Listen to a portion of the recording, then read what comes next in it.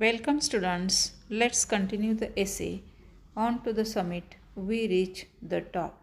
See the topic about Indian flag. Colonel Hunt said, "By all means, I am glad to know that you brought an Indian flag." या ठिकाणी colonel हंटला सुद्धा तेनजिंगनं Indian flag सोबत आणला याचा आनंद झाला होता. After 1 hour of steady going, we cut across from the south face and started up the west side where we had to pass up a steep line of rocks.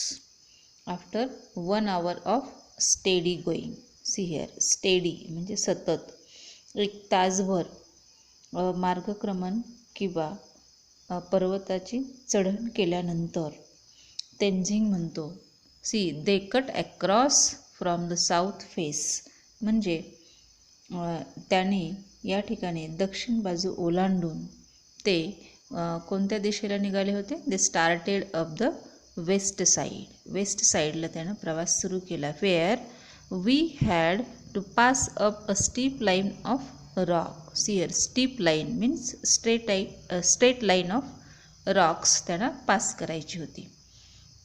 This was slow and difficult. आणि ही जी steep line होती, steep line of rock, ही पार करणं त्यांच्यासाठी काम कसं होतं? डिफिकल्ट होतं. And that's why they were going slowly. म्हणजेच त्यांचा प्रवास या ठिकाणी थोडासा संथ झाला होता आणि त्याचबरोबर हे काम त्यांच्यासाठी डिफिकल्ट होतं. But they were doing that. Once we had cleared these. या ठिकाणी तेनजिंग म्हणतो, हे अवघड काम आम्ही केल्यानंतर काय होणार होतं? There was nothing barring our way to top but a snow covered incline sloping less and less as it neared the top. आणि हे अवघड काम झाल्यानंतर, पार पडल्यानंतर, म्हणजेच तो चढणीचा जो काही रस्ता होता, स्ट्रेट लाईन होती, ती त्यांनी पार केल्यानंतर मग काय होणार होतं? त्यांच्या प्रवासातील बरेचसे अडथळे कमी होणार होते. आणि आणखी एक चढण त्यांच्यासाठी अवघड होती, ती म्हणजे बर्फाच्छादित चढण. That is snow covered incline. कशी होती? स्लोपिंग लेस अँड लेस, म्हणजे कमी कमी होत जाणारी बर्फाच्छादित जी चढण होती, that is snow covered incline. Incline means slope. हा भाग वगळता मग इतर फारसे अडथळे टॉपपर्यंत त्यांना नव्हते. These last 60 or 70 feet of the top were not very dangerous. Means here या ठिकाणी शेवटची जी 60-70 फूट उंची होती, ती या ठिकाणी तेनजिंग म्हणतो, it was not very dangerous. But we kept up the same steady pace. Pace means speed. पण त्यांचा चालण्याचा जो काही स्पीड होता, तो त्यानं स्टेडी म्हणजे त्यामध्ये सातत्य ठेवलं. And we reached the small flatten summit almost together. Small flatten means plain. Summit means highest point of hill or mountain. आणि त्या समिटवरती ते दोघंजण जवळजवळ एकत्रच पोहोचले. During the last 50 feet from the peak. Here from the peak म्हणजे त्या पर्वत शिखरापासून किंवा ते पर्वत शिखर गाठत असताना शेवटचे जे 50 फूट अंतर होते, Hillary and I were moving about 20 feet apart. म्हणजे हिलरी आणि या ठिकाणी तेनजिंगमध्ये जवळजवळ 21 फुटाचे अंतर निर्माण झाले होते. म्हणजे 20 फूट ते एकमेकापासून दूर गेले होते. We were tied together with a rope. पण जरी अंतर त्यांच्यामध्ये झालं असलं तरी त्यांना एका दोरखंडानं बांधलेलं होतं. Most of the time the rope was loose. बऱ्याचदा चढण करत असताना या दोघांना जरी एका दोरखंडानं बांधलेलं असलं तरीसुद्धा तो रोप बऱ्याचदा लूज सैल पडत असे. But when we went over dangerous ground we drew it taut. See taut means tight और ॲडजस्ट. पण या ठिकाणी तेंजिंग म्हणतो की धोकादायक ठिकाणं डेंजरस ग्राउंडवरती मात्र ते त्यांच्यातला दोरखंड जो होता तो काय करत असे, घट्ट ओढून घेत असे. दिस रोप वॉज अ सिम्बॉल. हा जो रोप होता की ज्याची दोन्ही टोकं त्या ठिकाणी दोघांना बांधलेली होती, दॅट वॉज अ सिम्बॉल. म्हणजे ते जणू त्यांच्या एकीचं काय होतं, प्रतीक होतं. It tied us together. तो दोरखंड नेहमी, that rope tied them together. One could not move without the other. One could not move without the other म्हणजे कुणी एक दुसऱ्याला घेतल्याशिवाय कुठेही जाऊ शकत नसे. वी वेर नॉट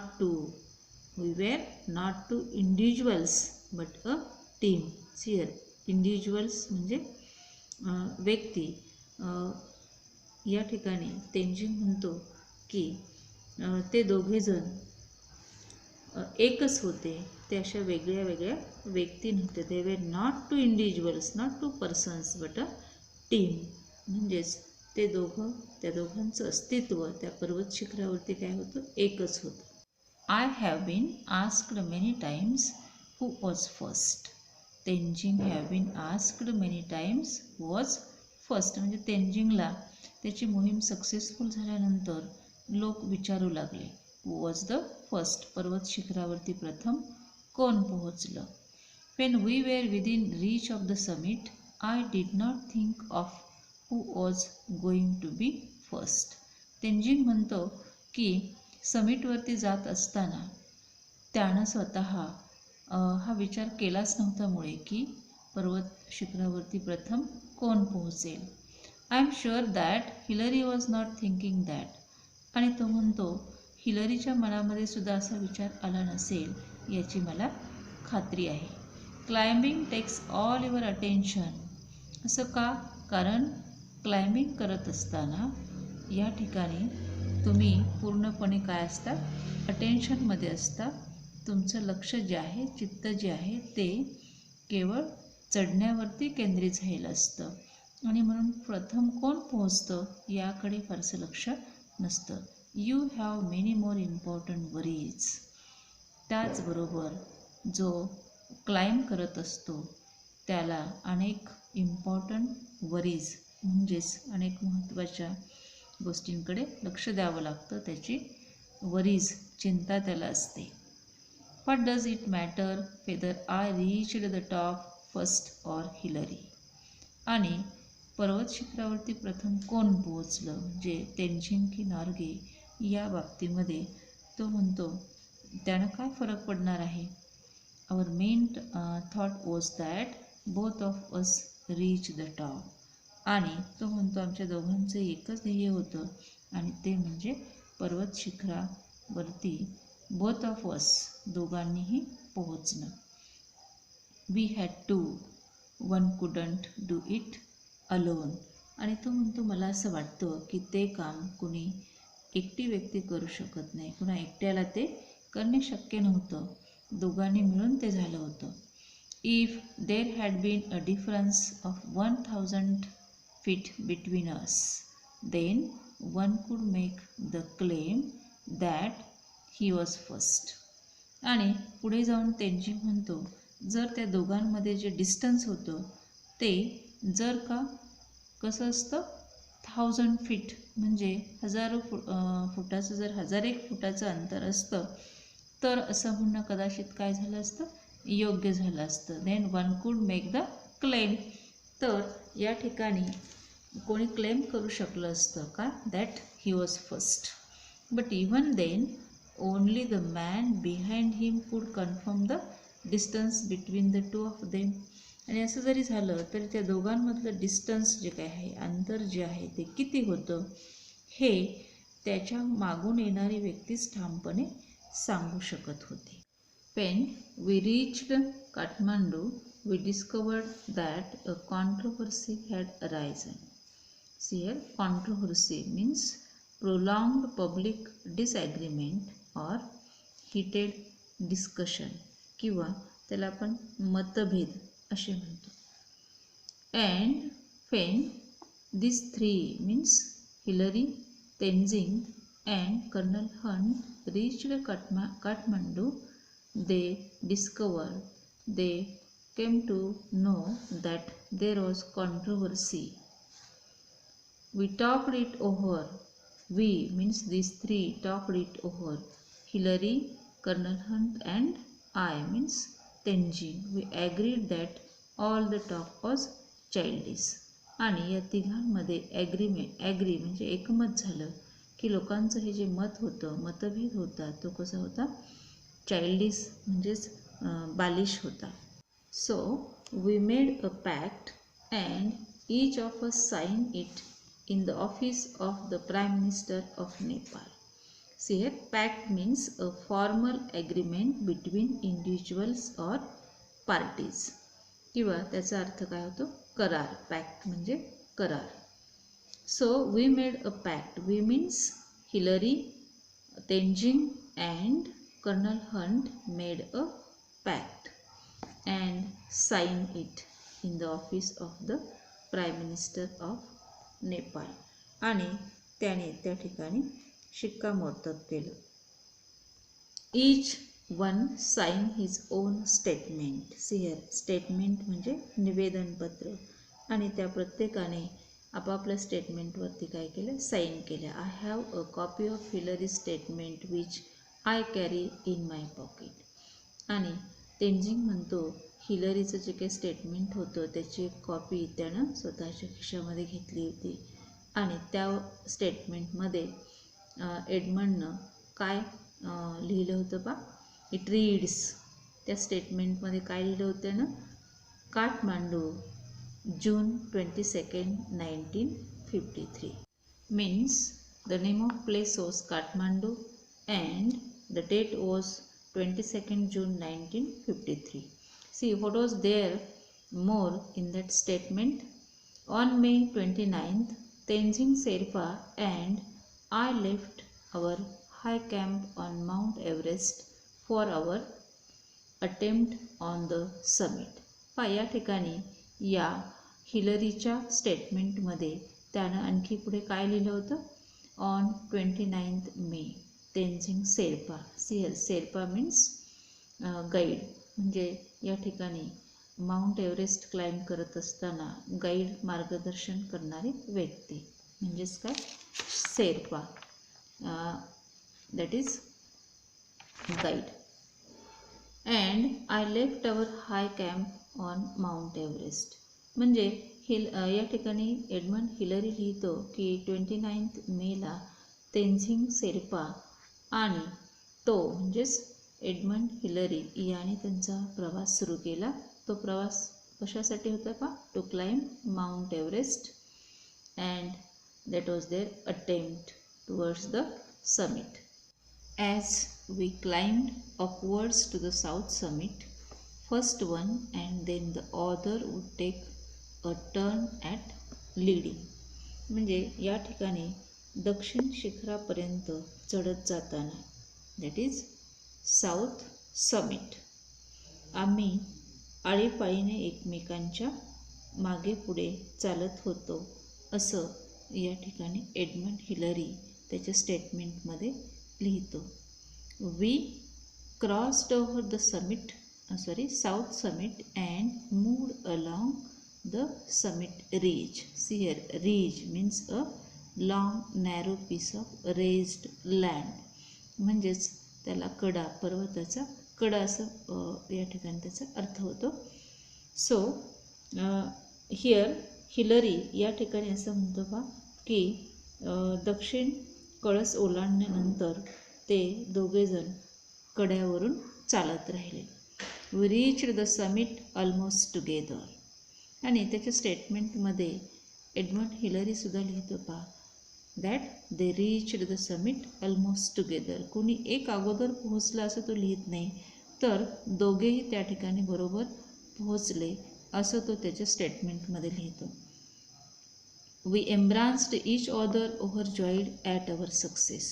म्हणजे त्यानं जे काही यश मिळवलं होतं दोघांनी मिळून त्या आनंदामध्ये, ओव्हरजॉईड आनंदामध्ये त्या दोघांनी एकमेकांना आलिंगन दिलं. एम्ब्रान्स म्हणजे मिठी मारली. And then I took photograph of Tenzing holding aloft the flags of Great Britain, Nepal, the United Nations and India. आणि या ठिकाणी हिलरी पुढे लिहितो पहा की त्यानं तेंजिंगचा फोटोग्राफसुद्धा घेतला. कधी? जेव्हा तो त्याच्याकडे असणारे 4 फ्लॅग्स ते फडकवत असताना त्याचा फोटोग्राफसुद्धा हिलरीनं घेतला होता. आणि या ठिकाणी ब्रॅकेटमध्ये काय म्हटलं पहा, साईन EP हिलरी. म्हणजे इथंपर्यंतचं जे डायरेक्ट स्पीच आहे ते या ठिकाणी हिलरीनं त्याचं दिलेलं काय आहे, स्टेटमेंट आहे. म्हणजेच त्यानं त्याच्या स्टेटमेंटमध्ये त्याचा एक्सपिरियन्स काय केला, नॅरेट केला. There is another paper like this in English sign by me. Tenzing म्हणतो हिलरीप्रमाणेच माझंसुद्धा एक स्टेटमेंट आहे की ज्यामध्ये त्यानं त्याचा एक्सपिरियन्स लिहिलेला आहे, साईन बाय मी, की जिथे तेंजिंगची काय आहे, साईन आहे. Thus we will not take part in any controversy. अशा प्रकारे लोक जरी विचारत होते की माउंट एव्हरेस्टवरती प्रथम कोण चढला, तर या कॉन्ट्रोवर्सीमध्ये, मतभेदामध्ये फार काही त्याने इंटरेस्ट घेतला नव्हता. As the statement says, Hillary and I embraced when we reached the top. We did as well as our bulky equipment would let us.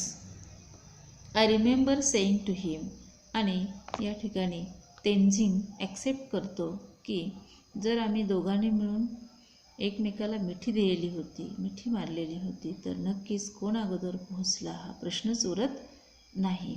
आणखी पुढे जाऊन तो म्हणतो, with their bulky equipment. Bulky म्हणजे अवजड, इक्विपमेंट म्हणजे साधनसामुग्री. चढत असताना त्यांच्यासोबत जी काही वेगवेगळ्या वस्तू होत्या त्यासहित त्याने एकमेकांना मिठी मारली होती. आणि त्यावेळेस या ठिकाणी तेंजिंगला त्याचं स्टेटमेंट आठवतं की जे त्यानं हिलरीसाठी म्हटलं होतं. See what he said, we have done it. म्हणजे आपण या ठिकाणी सक्सेस झालो. वी हॅव डन इट म्हणजे आपण आपलं काम साध्य केलं असं तो हिलरीला म्हटला होता. But we couldn't hear, we had our oxygen mask on. पण त्यानं म्हटलेलं हे जे वाक्य होतं ते दोघांनाही ऐकायला आलं नव्हतं. कशामुळे? Because of the oxygen mask. Okay, see the remaining part in our next video. Thank you.